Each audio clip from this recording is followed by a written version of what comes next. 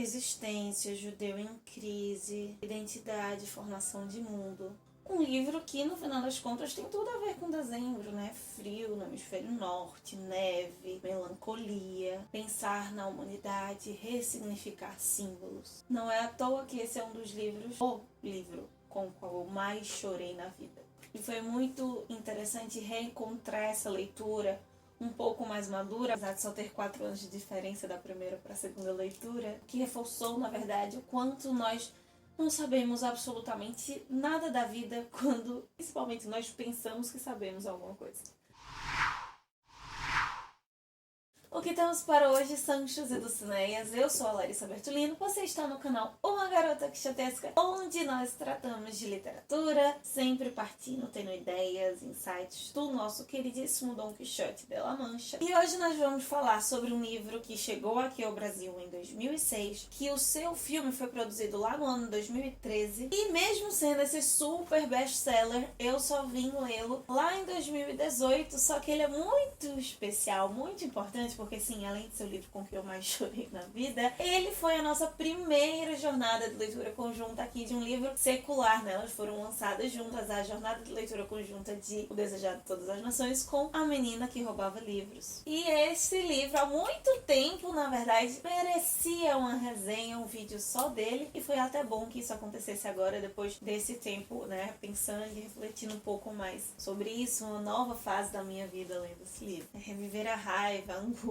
as esperanças que esse livro traz agora aos 25 anos, todos os outros sentimentos que ele promove, que às vezes são indescritíveis, talvez por isso que o autor, mesmo não sendo alemão, utilize tanto desse idioma, não apenas pelo contexto histórico, mas para trazer esses sentimentos que na nossa cultura a gente não consegue classificar, e com esse idioma eles tentam, né, trazer um pouco para a linguagem, para a escrita. O que torna ainda mais significativa a experiência com essa obra. Esse livro ele tem a capacidade de promover a identificação coletiva, histórica, social, mas especialmente individual com essa personagem. É até um livro muito recorrente, muito fácil você achar carinho, identificação de leitoras, de mulheres em especial aqui no Booktuber, com a protagonista desse livro, essa menininha de 9 anos que demonstra o seu apaixonar, o seu processo com o mundo dos livros em um período de crise coletiva e individual muito forte. E quando a gente diz que essa menina não é uma menina comum, não é apenas a ideia de vender uma protagonista de um livro, que a protagonista de um livro nunca pode ser uma pessoa comum. Ela é tão singular, tão especial, que a morte tem que se tornar narradora para poder nos apresentar essa garota. Liesel, essa menininha alemã de 9 anos, que é judia, filha de comunistas, nos é apresentada ali num trem em 1939, né? Nesse início dessa ascensão nazista ali na Alemanha. Pai provavelmente morto, desaparecido. Mãe, que é uma comunista, estará com aquela criança e o seu outro irmãozinho menor morre. E ali é o primeiro encontro dessa narradora, da morte, com a Liesel. No momento em que ali, clandestinamente, de modo muito rápido, essa mãe tem que enterrar o seu filho na neve. E além de ser o primeiro contato da morte com a protagonista, é o primeiro contato da Liesel com os livros. E o primeiro momento, na verdade, no qual ela furtará o seu primeiro objeto de desejo. A Liesel então será adotada pelo Hans e pela Rosa, que muitas vezes darão aquilo que eles não têm para Liesel, tanto no sentido material, mas especialmente no emocional. Outros tipos de relações assim, de troca, de interação, de amor e de carinho, a Liesel vai desenvolver com o Rudd, que é o seu melhor amigo e um personagem apaixonante nesse livro, uma criança extremamente doce, esperta, sonhadora. E dentro dessa formação, né, desse desenvolver da história da Liesel, nós vamos conhecer essa menina que vai aprender a ler, a decodificar, entender as letras, as conexões de sílabas, o significado das palavras, mas especialmente de ler, de interpretar os livros e interpretar a vida com a ajuda dessa linguagem, com a ajuda desses livros. Sendo uma jovem alemã no final da década de 30, a Liesel entrará para a juventude hitlerista, entendendo mais do que está acontecendo no seu mundo naquele momento. Ela compreenderá que tanto Hitler quanto os livros exercem o poder pela palavra. A estrutura do livro vai reforçar muito isso, porque além de ser a morte narrando, nós vamos ter destaques e divisões estruturais dentro das páginas dessa obra, exatamente através de pensamentos, através de como a linguagem se expressa no inconsciente ou na mente das pessoas. E junto a isso, essa nova adquisição de vocabulário dessa garota ampliando a sua perspectiva, as formas de enxergar o mundo, o outro e a si mesma. E uma palavra anterior não poderia conter nela em si, mas com essa nova agora se abre uma grande possibilidade. Essa própria linguagem gerando conflitos ou mimetizando e conseguindo expressar os conflitos internos e externos que ela não conseguiria classificar antes. E um desses grandes conflitos é a existência e a resistência dos livros na sua vida. E por isso a Liesl não só será uma ladra de livros, mas uma salvadora de livros, porque muitos desses que ela entrará em contato, na verdade ela salvará de fogueiras que os nazistas irão queimar, ou de que outras pessoas aparentemente com não tanto poder assim também teriam descartado grande parte dessas boias de salvação nesse mundo forjado pelos livros que é o mundo da Liesl. Ela encontra nos livros uma espécie de estabilidade, de segurança dentro desse mundo completamente caótico no qual ela vive. Eu acho que é por isso que no final das contas nós leitores nos conectamos tanto com a Liesl. Apesar de, graças a Deus, nós não vivermos numa realidade como a dela, nós temos os nossos conflitos, nós temos nossas instabilidades sociais e individuais e podemos encontrar refúgio nos livros. Apesar de, ainda que a Liesl seja uma menininha de 9 anos, que tem as suas ideias, os seus sonhos, nós hoje, talvez por essas pseudos estabilidades, conseguimos nos iludir muito mais com os livros do que a Liesl. Um desses momentos de emancipação ou de mudanças de chaves nesse mundo é quando a Liesl começa a ter acesso agora não só a livros roubados, mas uma biblioteca toda disponível para ela. A biblioteca da senhora Hermann, a esposa do prefeito, que é um símbolo, tanto essa mulher quanto a sua biblioteca, é um símbolo de amadurecimento, mudança de nível, de estágio da vida da Liesl. Com o papai, com o Hans ali, ele ensinando a sua filha nas noites, na madrugada, a ler, é um outro processo de independência, de celebrar as pequenas conquistas nessas fases menores de amadurecimento, de independência e autonomia. Mas para mim, a relação de salto, de desenvolvimento, de amadurecimento mais significativa, mais bela da Liesl, quando ela se deparará, quando ela começar a encarar as limitações, as perdas, a rejeição através do ódio. E a pessoa que a ajudará nesse processo, que será a catalisadora desses processos, é o Max. O Max é um judeu que o Hans e a Rosa vão esconder por um tempo, com quem a Liesl aprenderá muito mais sobre o mundo, mas especialmente sobre ela mesma, a constituir a sua identidade através da linguagem, porque é com Max que ela descobrirá que sim, ela é judia e sim, os seus pais eram comunistas, mas o que é que isso simboliza, o que essas palavras significam por elas mesmas e não por aquilo que as pessoas de fora dizem que é ser judeu, ser comunista. E assim a Liesl vai não só descobrir, mas construir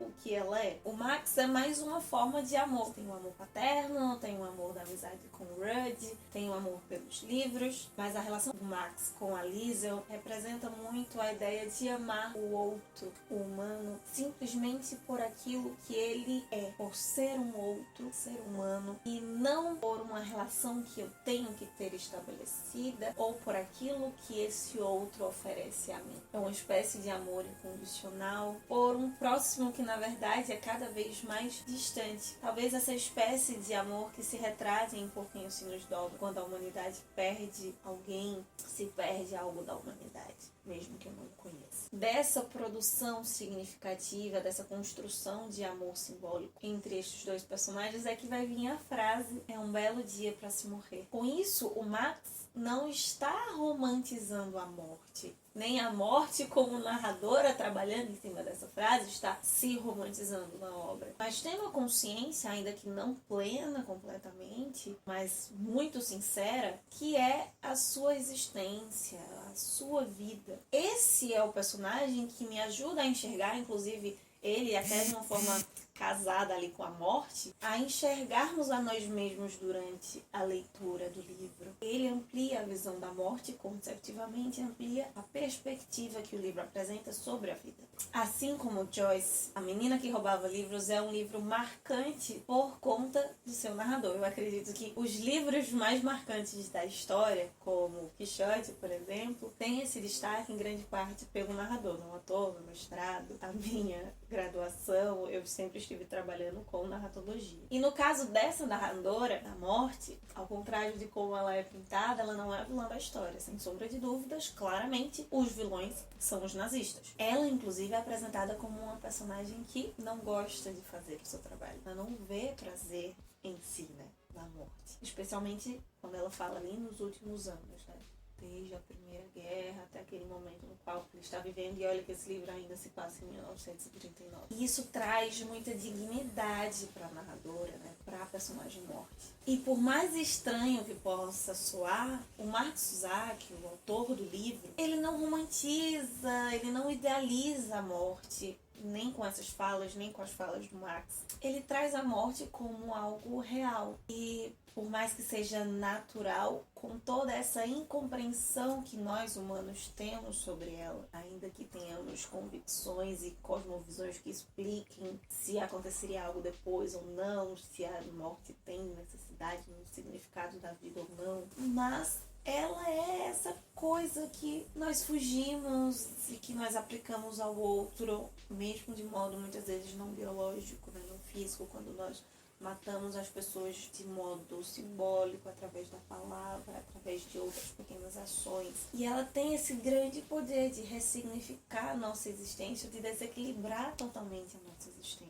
No final das contas, é a morte que tem medo de observar os humanos. Tanto por eles promoverem muito mais o trabalho dela do que ela mesma, tanto por ela se assombrar e dizer não saber como muitos deles acabam sobrevivendo às suas investidas. A Menina que Roubava Livros acaba sendo uma espécie de tratado em busca daquilo que traz sentido, que traz propósito à nossa vida. Por isso que é preciso fôlego, por isso que é preciso de muitas pausas a respirar durante a leitura, porque nós nos deparamos muito com coisas fortes e pesadas, não apenas pelo sentido histórico, mas por encarar o lado sombrio da nossa existência coletiva e individual, as nossas limitações, as nossas frustrações. Por mais que o livro tenha esse contexto histórico, né, não só pela narradora, ele esteja cheio de morte de pessoas, de objetos, de seres vivos do início ao fim da obra, a morte afirma encontrar a garota só 3 vezes. Claro, então, dentro do texto, esses encontros como o encontro onde a Lisa encara a morte frente a frente, quase como se a olhasse nos olhos. E não é sempre que nós encaramos. E conosco é da mesma forma. Talvez não vivamos numa crise como a Lisa estava vivendo, mas a morte está,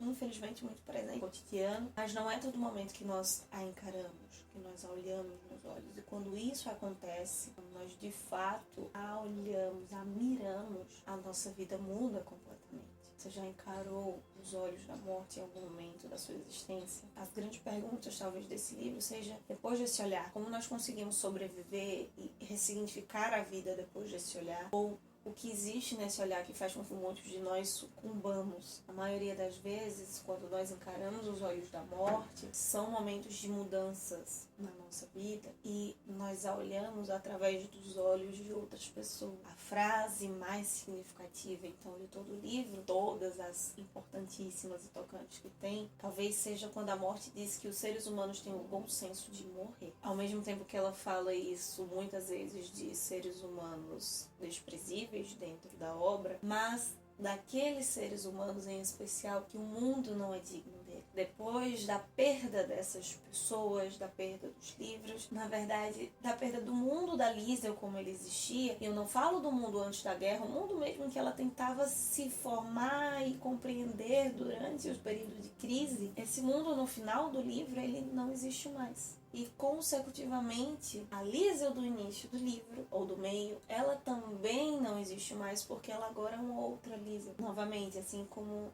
no Por Quem Se Nos Dobra, o poema do John Donne. Quando nós perdemos dentro da humanidade, tanto uma pessoa, quanto um sonho, enquanto um projeto de sociedade, uma ideia de vida que seja positiva, que favoreça a sociedade, a humanidade, né? Que aqui nesse livro nós vamos nos deparar com muitos que, na verdade, só evidenciam aquilo que há de mal em nós. Toda a humanidade perde. Mas ainda assim, mesmo que essas partes desse mundo, esse mundo como um todo, simbolicamente, seja destruído, os livros são uma das ferramentas com que nós podemos eternizar esse mundo ou até mesmo tentar reconstruir. Então é isso, meus queridos cavaleiros andantes. Este é o nosso comentário sobre a menina que roubava livros. Se você já leu esse livro, se você já teve a oportunidade de relê-lo, comenta aqui embaixo quais foram as principais lições ou os principais sentimentos que você só sentiu, você só passou a conseguir talvez